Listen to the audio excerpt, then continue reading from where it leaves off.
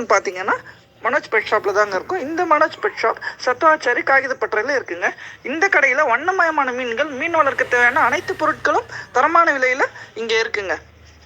சரி, அது சார் நாம ஏன் பெட் ஷாப்புக்கு போகணும் அப்படின்னு பார்த்தீங்கன்னா, மீன்களை நம்ம பார்க்கும்போது நம்முடைய ஸ்ட்ரெஸ், டிப்ரெஷன் எல்லாமே ரிலீஃப் ஆகுது அப்படின்றது ஒரு சைக்காலஜிக்கல் ஸ்டடி.